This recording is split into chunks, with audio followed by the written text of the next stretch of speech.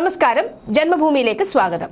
വാർത്തകൾ ചുരുക്കത്തിൽ. ആഗോള അയ്യപ്പ സംഗമത്തിന് ബദലായി ഹൈന്ദവ സംഘടനകൾ നടത്തുന്ന ശബരിമല സംരക്ഷണ സംഗമം ഇന്ന് പന്തളത്ത്. ശബരിമല വിശ്വാസം, വികസനം എന്നീ വിഷയത്തിൽ രാവിലെ സെമിനാറും ഉച്ചയ്ക്ക് ശേഷം ഭക്തജന സംഗമവും നടക്കും.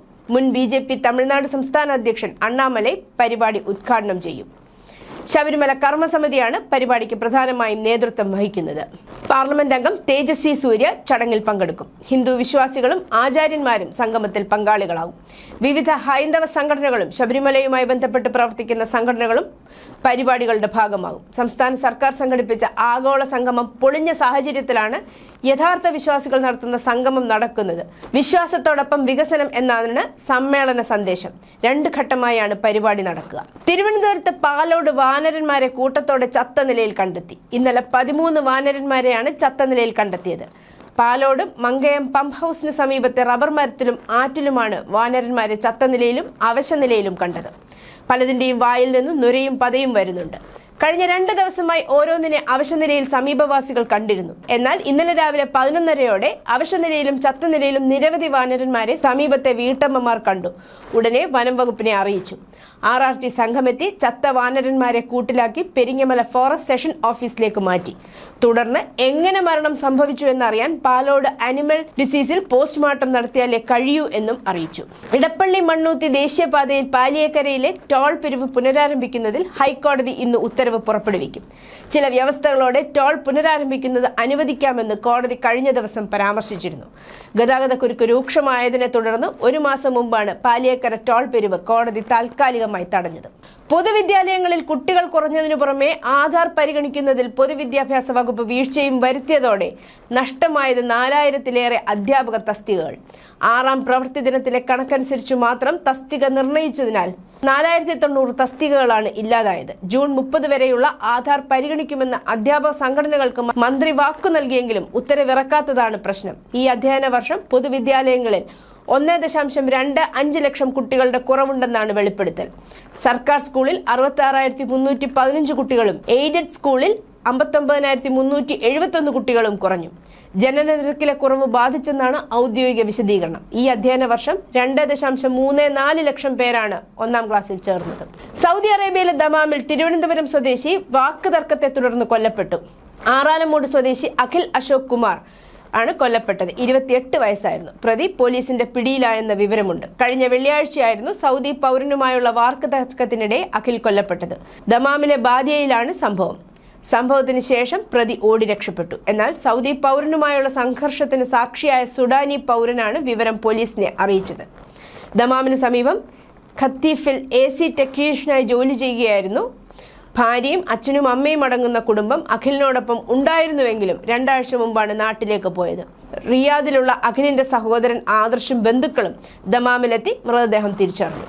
മുൻ മാനേജറെ മർദ്ദിച്ചെന്ന കേസിൽ നടൻ ഉണ്ണി മുകുന്ദന് കോടതി സമൻസ്. ഒക്ടോബർ 27-ന് ഹാജരാവണമെന്നാണ് Kakkanad judicial first class magistrate കോടതിയുടെ നിർദ്ദേശം. കാക്കനാട് ഇൻഫോ പാർക്ക് പോലീസ് കേസിൽ കുറ്റപത്രം സമർപ്പിച്ചിരുന്നു. ഇതിന്റെ തുടർ നടപടിയാണ് സമൻസ്. ജാമ്യം ലഭിക്കുന്ന വകുപ്പുകളാണ് ഉണ്ണി മുകുന്ദനെതിരെ ചുമത്തിയിരിക്കുന്നത്. കോടതിയിൽ ഹാജരായി ഉണ്ണി മുകുന്ദൻ ജാമ്യം എടുക്കണം. സ്വാഭാവിക നടപടിക്രമം മാത്രമാണിത്. ഇന്നു മുതൽ രാജ്യത്ത് GST നിരക്കിലെ ഇളവ് പ്രാബല്യത്തിൽ വരുന്നതോടെ നിത്യോപയോഗ സാധനങ്ങളുടെ വില കുറയുമെന്ന് പ്രധാനമന്ത്രി നരേന്ദ്രമോദി. GST നിരക്കിലെ ഇളവ് സാധാരണക്കാരെ നികുതി ഭാരത്തിൽ നിന്നും മോചിപ്പിക്കുമെന്നും പ്രധാനമന്ത്രി പറഞ്ഞു. GST പരിഷ്കരണം രാജ്യത്തിന്റെ വികസനത്തെ ത്വരിതപ്പെടുത്തുമെന്നും യുവാക്കൾക്കും കർഷകർക്കും മധ്യവർഗത്തിനും ഇതിന്റെ പ്രയോജനം ലഭിക്കുമെന്നും പ്രധാനമന്ത്രി വ്യക്തമാക്കി. രാജ്യത്തെ ജനങ്ങൾക്ക് അദ്ദേഹം നവരാത്രി ആശംസകൾ നേർന്നു. റെയിൽവേയുടെ അഭിമാനമായ സ്ലീപ്പർ വന്ദേ ഭാരത് എക്സ്പ്രസ് ട്രെയിനുകൾ നിർമ്മാണ ഘട്ടത്തിന്റെ പൂർണ്ണതയിലേക്ക്. ചെന്നൈയിലും റായ്ബറേലിയിലുമുള്ള കോച്ച് ഫാക്ടറികളിലാണിവ നിർമ്മിക്കുന്നത്. പുതിയ കോച്ചുകളുടെ ചിത്രവും വിവരണവും റെയിൽവേ മന്ത്രി അശ്വിനി വൈഷ്ണവ് എക്സിൽ പങ്കുവച്ചു. കോച്ചുകളുടെ പരീക്ഷണ ഓട്ടവും സാധ്യതാ പരിശോധനയും നടന്നു കഴിഞ്ഞു. ദീപാവലിയോടെ ഡൽഹി പാറ്റ്ന റൂട്ടിൽ രാജ്യത്തെ ആദ്യ സ്ലീപ്പർ വന്ദേ ഭാരത് ഓടുമെന്നാണ് പ്രതീക്ഷിക്കുന്നത്. ജമ്മു കാശ്മീരിലെ കിഷ്ത്വാർ ജില്ലയിൽ ഞായറാഴ്ച ഒരു വനമേഖലയിൽ ഇന്ത്യൻ സൈന്യം തീവ്രവാദികളെ കണ്ടെത്തിയതിനെ തുടർന്ന് ശക്തമായ ഏറ്റുമുട്ടലുണ്ടായി. കെഷ്വാനിൽ ഉച്ചയ്ക്ക് 1 മണിയോടെയാണ് ഏറ്റുമുട്ടൽ ഉണ്ടായതെന്ന് ഇന്ത്യൻ ആർമി ഉദ്യോഗസ്ഥർ പറഞ്ഞു. രഹസ്യാന്വേഷണ വിഭാഗത്തിന്റെ അടിസ്ഥാനത്തിൽ ഓപ്പറേഷൻ നടത്തുന്നതിനിടെയാണ് ഉച്ചയ്ക്ക് 1 മണിയോടെ വൈറ്റ് നൈറ്റ് കോപ്സിന്റെ ജാഗ്രതാ സേന തീവ്രവാദികളെ കണ്ടെത്തിയത്. തീവ്രവാദികളുമായി വെടിവെപ്പ് നടന്നു. ഓപ്പറേഷൻ പുരോഗമിക്കുന്നു. എക്സിലെ ഒരു പോസ്റ്റിൽ സൈന്യം പറഞ്ഞു. അസമിന്റെ സാംസ്കാരിക ഐക്കൺ സുബീർ ഗാർഗിന്റെ സംസ്കാരം സെപ്റ്റംബർ 23 പൂർണ്ണ സംസ്ഥാന ബഹുമതികളോടെ നടക്കുമെന്ന് അസം മുഖ്യമന്ത്രി ഹിമന്ത ബിശ്വ ശർമ്മ ഞായറാഴ്ച പ്രഖ്യാപിച്ചു.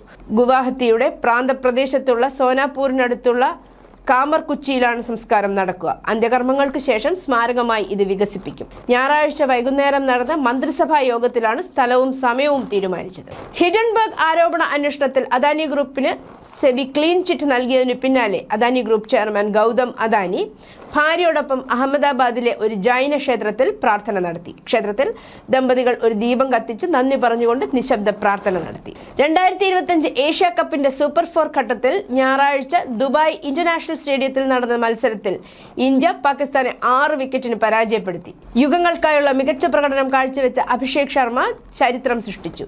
സൂര്യകുമാർ യാദവ് നയിച്ച ടീമിന് ഇതുവരെ 3 മത്സരങ്ങളിലും മികച്ച തുടക്കം നൽകിയ അഭിഷേക് 39 പന്തിൽ 6 ബൗണ്ടറികളും 5 സിക്സറുകളും ഉൾപ്പെടെ 74 റൺസ് നേടി. UK, ഓസ്ട്രേലിയ, കാനഡ എന്നീ രാജ്യങ്ങൾ പാലസ്തീനെ രാഷ്ട്രമായി ഔദ്യോഗികമായി അംഗീകരിക്കുന്നതായി ഞായറാഴ്ച സ്ഥിരീകരിച്ചു. അമേരിക്കയുടെയും ഇസ്രായേലിന്റെയും കടുത്ത എതിർപ്പ് അവഗണിച്ചാണ് ഈ നീക്കം. UN പൊതുസഭ ചേരുന്നതിന് മുന്നോടിയായാണ് തീരുമാനം. പാലസ്തീന് രാഷ്ട്രപദവി നൽകിയ രാഷ്ട്രങ്ങൾക്ക് മുന്നറിയിപ്പുമായി ഇസ്രായേൽ പ്രധാനമന്ത്രി ബെഞ്ചമിൻ നെതന്യാഹു. പാലസ്തീനെ അംഗീകരിച്ച UK, കാനഡ, ഓസ്ട്രേലിയ തുടങ്ങിയ രാജ്യങ്ങൾക്കാണ് മുന്നറിയിപ്പ്. ഈ രാജ്യങ്ങൾ തീവ്രവാദത്തെ പ്രോത്സാഹിപ്പിക്കുകയാണെന്ന് നെതന്യാഹു പറഞ്ഞു. സ്വതന്ത്ര പാലസ്തീൻ യാഥാർത്ഥ്യമാകില്ലെന്നും അദ്ദേഹം പറഞ്ഞു. വെസ്റ്റ് ബാങ്ക് കുടിയേറ്റം തുടരാനാണ് ഇസ്രായേലിന്റെ തീരുമാനം. ഗ്ലെൻഡെയിലിൽ യാഥാസ്ഥിതിക പ്രവർത്തകനായ ചാർലി കിർക്കിന്റെ സംസ്കാര ചടങ്ങിൽ US പ്രസിഡന്റ് ഡൊണാൾഡ് ട്രംപും ടെസ്ല CEO എലോൺ മസ്കും അടുത്തടുത്തായി ഇരിക്കുന്നത് കണ്ടു. പ്രതിരോധ സെക്രട്ടറി പീറ്റ് ഹെഗ്സെത്ത് പ്രസംഗിക്കാൻ തുടങ്ങിയപ്പോൾ മസ്ക് ട്രംപിന്റെ സ്വകാര്യ സീറ്റിന് അരികിലിരുന്നു. മസ്കും ട്രംപും അൾട്ടിമേറ്റ് ഫയറിംഗ് ചാമ്പ്യൻഷിപ്പിന്റെ CEO ഡാന വൈറ്റും സംഭാഷണത്തിൽ മുഴുകുന്നതും കണ്ടു. ഈ വീഡിയോ സോഷ്യൽ മീഡിയയിൽ വൈറലായിരിക്കുകയാണ്. ഗാസയിൽ തടവിലാക്കപ്പെട്ട ഇസ്രായേലി ബന്ദികളെ തീവ്രവാദ സംഘടനയായ ഹമാസ് മോചിപ്പിക്കുന്നതുവരെ പാലസ്തീൻ രാഷ്ട്രത്തെ അംഗീകരിക്കാനുള്ള തന്റെ രാജ്യത്തിന്റെ പദ്ധതിയിൽ എംബസി തുറക്കുന്നത് ഉൾപ്പെട്ടിട്ടില്ലെന്ന് ഫ്രഞ്ച് പ്രസിഡന്റ് ഇമാനുവൽ മാക്രോൺ പറഞ്ഞു. ഞായറാഴ്ച സെപ്റ്റംബർ 21 സംപ്രേഷണം ചെയ്ത ഒരു അഭിമുഖത്തിലാണ് മാക്രോൺ ഈ പരാമർശം നടത്തിയത്. അഫ്ഗാനിസ്ഥാനിലെ ബഗ്രാം വ്യോമത്താവളത്തിന്റെ നിയന്ത്രണം അമേരിക്കയ്ക്ക് തിരികെ നൽകണമെന്ന ആവശ്യവുമായി എത്തിയ പ്രസിഡന്റ് ഡൊണാൾഡ് ട്രംപിനെ തള്ളി താലിബാൻ ഭരണകൂടം. അഫ്ഗാനിസ്ഥാന്റെ 1 ഇഞ്ച് മണ്ണ് പോലും വിട്ടുതരില്ലെന്ന് താലിബാൻ വിദേശകാര്യമന്ത്രി അമീർ ഖാൻ മുത്താഖി പറഞ്ഞു. ബഗ്രാം വ്യോമത്താവളം തിരികെ നൽകാൻ വിസമ്മതിച്ചാൽ മോശം കാര്യങ്ങൾ സംഭവിക്കുമെന്ന് ട്രംപ് ഭീഷണിപ്പെടുത്തിയിരുന്നു. ഞങ്ങൾക്ക് ബഗ്രാം വിമാനത്താവളം തിരിച്ചു വേണം, ഉടനെ അത് തിരിച്ചു തരണം, അത് തന്നില്ലെങ്കിൽ എന്താണ് ഞാൻ ചെയ്യാൻ പോകുന്നതെന്ന് നിങ്ങൾ അറിയും. ഇതായിരുന്നു ട്രംപിന്റെ ഭീഷണി. എന്നാൽ ഈ ഭീഷണി താലിബാൻ സർക്കാരിന് മേൽ ഏറ്റില്ല. ഒരു കാലത്ത് അഫ്ഗാനിസ്ഥാനിലെ ഏറ്റവും വലിയ US സൈനിക താവളമായിരുന്നു ബഗ്രാം. എന്നാൽ 2021 അഫ്ഗാനിസ്ഥാനിൽ താലിബാൻ അധികാരം തിരിച്ചുപിടിച്ചതോടെ ബഗ്രാം വിമാനത്താവളത്തിന്റെ നിയന്ത്രണം താലിബാന് കിട്ടി. അഫ്ഗാൻ തലസ്ഥാനമായ കാബൂളിൽ നിന്ന് ഏകദേശം 64 കിലോമീറ്റർ അകലെയാണ് ബഗ്രാം. News desk, Janmabhumi.